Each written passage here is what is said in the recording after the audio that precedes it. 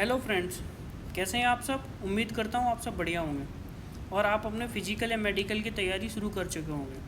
अभी तक काफ़ी सारे कोचिंग इंस्टीट्यूट ने अपनी अपनी अपनी कटअप्स के प्रेडिक्शन दे दिए हैं।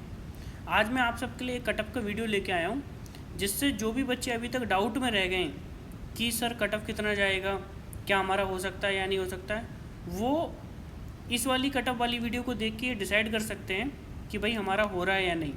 अगर आपके जो मैं स्कोर बता रहा हूँ उसके जोन में आ रहे हैं तो आप बिल्कुल इत्मीनान से आप तैयारी करना शुरू कर सकते हो। देखो, इस बार का पेपर आया था टफ़, तो ये बात सिंपल है कि कट ऑफ नीचे जाएगा, इसमें कोई डाउट नहीं है। कट ऑफ कितना नीचे जाएगा वो मैं आपको वीडियो में बता देने वाला हूँ। सबसे पहले हम ये डिस्कस कर लेते हैं कि कट ऑफ के डिसाइडिंग फैक्टर्स क्या होते हैं। जो कट ऑफ का मेन डिसाइडिंग फैक्टर होता है नंबर ऑफ़ वैकेंसीज़, है ना। तो इस ईयर आप सब जानते हो कि सबसे ज़्यादा वैकेंसीज़ हैं, 500+ वैकेंसीज़ इस ईयर हैं। लास्ट 6-7 ईयर में इतनी वैकेंसीज आई नहीं है। तो ये बात तो सिंपल थी कि पहले से ही हमें पता था कि कट ऑफ तो डाउन जाने वाला है। सिंपल एक फैक्टर की वजह से, वैकेंसीज़ की वजह से। और जो दूसरा फैक्टर होता है डिसाइडिंग, वो होता है कि एग्ज़ाम का डिफ़िकल्टी लेवल कैसा है। तो इस बार का पेपर नो डाउट डिफ़िकल्ट है। मैंने खुद इतने सारे स्टूडेंटों से पूछा हुआ है, उनसे इन्फॉर्मेशन ली है कि जो स्टूडेंट लास्ट टाइम 150+ लेके आ रहे थे वो इस बार 120 को भी टच नहीं कर पा रहे हैं। तो इससे सिंपली पता चलता है कि पेपर का लेवल तो टफ था, सिंपल इसमें कुछ भी नहीं था। ठीक है, तो इससे बात सिंपल है कि कट ऑफ और नीचे गिरेगी। एक तो वैकेंसीज़ और दूसरा नंबर ऑफ़ वैकेंसीज़, दूसरा एग्ज़ाम का लेवल। तीसरी एक चीज़ और है जिसको हम ज़्यादातर ध्यान में रखना भूल जाते हैं कट ऑफ्स के बारे में डिस्कशन करते समय, कि लास्ट ईयर से कट ऑफ के कंपैरिजन करने से हमें एक चीज़ को बचना चाहिए कि लास्ट ईयर्स में जितना ऑनलाइन रिसोर्सेज अवेलेबल नहीं होते थे, है ना, ऑनलाइन रिसोर्सेज लास्ट ईयर्स में अवेलेबल नहीं होते थे, लेकिन हाल के समय में ऑनलाइन बहुत ज़्यादा अच्छी तैयारी करने वाले टीचर्स, मेंटोर्स आ चुके हैं। तो इस वजह से बच्चों का लेवल बढ़ गया है, स्टूडेंट्स का लेवल खुद में अप हो गया है। तो ये थोड़ा कट ऑफ को संभालने में हेल्प करता है ना। तो ये 3 फैक्टर हैं। उसके बाद हम थोड़ा सा क्विकली ये चेक कर लेते हैं कि लास्ट ईयर्स के कट ऑफ क्या रहे हैं, क्या ट्रेंड रहा है। तो देखो 2023 में क्या हुआ, 359 वैकेंसीज थी, है ना। तो जनरल का पेपर 1 में 118 के आसपास कट ऑफ गया, रिटर्न में गया 196 और फाइनल सिलेक्शन हुआ 325 में।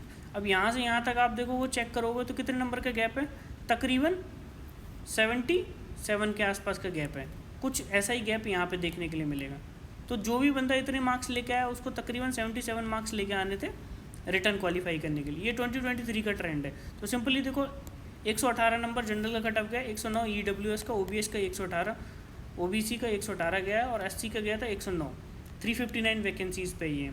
वहीं 2022 में देखो वैकेंसीज़ कम थी, तो सिंपल सी बात है कट ऑफ भी ज़्यादा हुआ। पेपर 1 का कट ऑफ 135, EWS और OBC का सेम 135 गया है, और जबकि रिटर्न का भी 2221 सेम गया है इनका। ठीक है, उसके बाद SC का 120। अब देखो ये वैकेंसीज से डिसाइड हो रहा है यहाँ पे। अब क्विकली हम चेक कर लें, 2021 का 138 गया था, वैकेंसीज कितनी थी, सबसे कम थी 2021 में।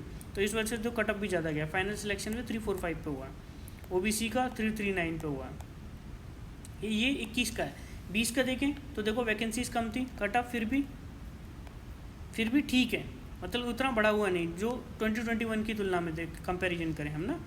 थोड़ा सा ये 2021 का पेपर इजी साइड पे आया था, इजी टू मॉडरेट के बीच में, इस वजह से कट ऑफ।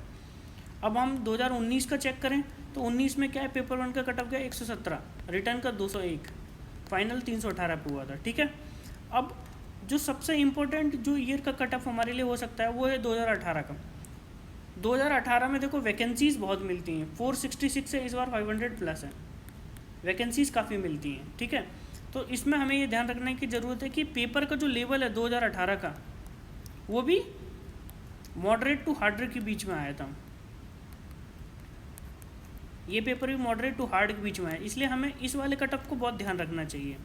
तो मेरा जो एनालिसिस कहता है कि जो 2018 का कट ऑफ रहा है उसी से कुछ मिलता जुलता कट ऑफ हमारा इस बार आ सकता है। हाँ, बस इसमें 2018 की और इस बार की कंडीशन में जो चेंज है वो बड़ा चेंज ये है कि जो ऑनलाइन रिसोर्सेज हैं वो बढ़ चुके हैं, है ना, स्टूडेंट्स का लेवल बढ़ चुका है। तो इस वजह से कुछ कट ऑफ में बढ़ोतरी हो सकती है।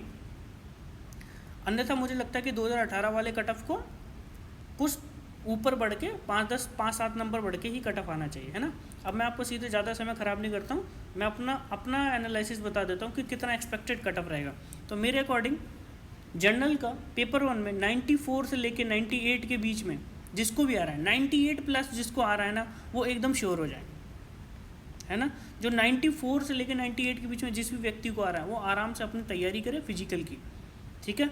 और रिटर्न का कट ऑफ कितना जा सकता है, 176 से लेके 180 के बीच में कट ऑफ जा सकता है, किसका, रिटर्न का, जनरल कैटेगरी का। और इनका फाइनल सिलेक्शन होने के पूरे चांसेस हैं 295 से लेके 300 के बीच में, ठीक। क्योंकि सिंपल सा फंडा है कि वैकेंसीज इस बार ज़्यादा है, पेपर आया टफ, ठीक। अब पेपर जब भी टफ आता है तो 2-4 बंदे तो ऐसे होते हैं कि जो मार्क्स ठीक ठाक स्कोर कर रहे हैं, जैसे कोई 140-150 के आसपास स्कोर करने वालों की संख्या बहुत कम हो जाती है ना, 150 बहुत रेयर चांस होता है कि 2-4 स्टूडेंट ऐसा स्कोर कर जाएं तो कर जाएं। मैक्स का स्टूडेंट इस बार जो मार्क्स आ रहे हैं मैक्स स्टूडेंट के वो यही है 100 से लेके 110 के बीच में, ठीक है। अब इससे डिसाइड नहीं होता, कट ऑफ जो लोएस्ट मार्क्स लेके आता है उससे डिसाइड होता है। तो इस वजह से आपको बेफिक्र रहने की ज़रूरत है। जो 94 से 98 के बीच में जनरल कैटेगरी में स्कोर कर रहे हैं, मेरे हिसाब से उन्हें फिजिकल की तैयारी करनी चाहिए, मेडिकल की, बशर्ते उनका पेपर 2 कंप्लीट हुआ होना चाहिए। अगर उन्होंने पेपर 2 कंप्लीट नहीं कर पाए तो फिर उनके लिए चैलेंज हो सकता है कि क्योंकि देखो पेपर 1 का जो भी कट ऑफ रहे उसमें आराम से आप मान के चलिए तकरीबन 80 मार्क्स तो आपको प्लस करके लाने ही होते हैं, जो टफ होता है। इसलिए हमें पेपर 1 में ही कुछ नंबर बढ़ा के लेके आने पड़ते हैं, ठीक है। अब EWS के बारे में डिस्कस कर लेते हैं। EWS में 90 to 94 के बीच में जो भी लेके आ रहा है वो एकदम सेफ जोन में उसका पेपर 1 क्वालिफाई हो जाएगा। और रिटर्न क्वालिफाई करने के लिए 170 से 174 के बीच में इनका फाइनल सिलेक्शन हो सकता है 285 से लेकर 290 के बीच में, ठीक है। अगर OBC की बात करें तो कोई भी स्टूडेंट जो 92 से लेकर 96 के बीच में मार्क्स लेके आ रहा है वो ये उम्मीद कर सकता है कि मेरा फिजिकल कॉल आराम से होगा और मैं फिजिकल देने के लिए जा रहा हूँ। और जबकि इनका रिटर्न क्वालिफिकेशन के चांसेस है 174 से लेकर 178 के बीच में, ठीक। तो जिस भी बंदे की अगर पेपर 1 में 92 से प्लस आ रहे हैं, 92 से 96 के बीच में भी आ रहे हैं, तो क्या करे, वो अपने फिजिकल मेडिकल की तैयारी करे, बशर्ते उसने पेपर 2 को कंप्लीट किया होना चाहिए, है ना। ऐसा नहीं कि पेपर 1 में इतने मार्क्स आ रहे हैं, पेपर 2 में आपको कुछ आ नहीं रहा है तो फिर मुश्किल हो जाएगा। तीसरा, इनका फाइनली सिलेक्शन हो सकता है 295 से लेकर 300 के बीच में। SC की बात करूं तो इनका कट ऑफ मेरे अकॉर्डिंग 80-84 के बीच में रहना चाहिए। और जो इनका रिटर्न क्वालिफिकेशन हो सकता है 162 से लेकर 166 के बीच। जबकि इनका फाइनल सिलेक्शन का कट ऑफ का जो अजम्पशन है मेरे अकॉर्डिंग वो 275 से लेकर 280 तक रहेगा। ST की बात करूं तो 78 से लेकर 82 के बीच में पेपर 1 क्वालिफाई हो सकता है। रिटर्न क्वालिफाई हो सकता है 158 से लेकर 162 के मार्क्स पे, जबकि फाइनल सिलेक्शन उनका 270 से लेकर 274 के बीच में आराम से हो सकता है।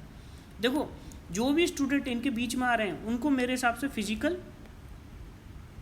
की प्रिपरेशन कर लेनी चाहिए, फिजिकल की तैयारी स्टार्ट कर देनी चाहिए।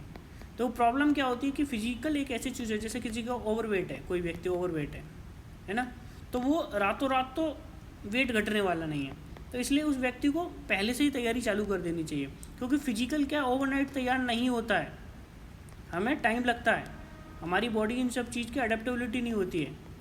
तो इसलिए हमें जो भी यहाँ पे सेफ स्कोर में आ रहे हैं वो अपनी तैयारी को शुरू कर दें, क्योंकि फिर अब बाद में आपको ज़्यादा टाइम UPSC देने वाला नहीं है। आपको ज़्यादा से ज़्यादा बहुत मुश्किल से टाइम मिलेगा, 2 मंथ का टाइम मिलेगा, बहुत मुश्किल से। जो ओवरवेट वाले हैं उनके लिए तो बहुत बड़ी प्रॉब्लम हो जाती है कि वेट कैसे रिड्यूस करें। काफ़ी सारे लोगों को और भी कई प्रॉब्लम्स होती हैं, है ना। तो टाइम बाद में बहुत कम मिलेगा। और रीमेडिकल के लिए भी वो लोग ज़्यादा टाइम नहीं देते हैं, वो ज़्यादा से ज़्यादा 2-3 दिन का टाइम मिलेगा। तो आप ये मत सोच के बैठिए कि रीमेडिकल के लिए बहुत सारा टाइम देने वाले हैं। इसलिए आप सिंपली क्या कीजिए, अभी से तैयारी में जुट जाइए, ठीक है। आज की वीडियो में सिर्फ इतना ही। Thank you very much for watching.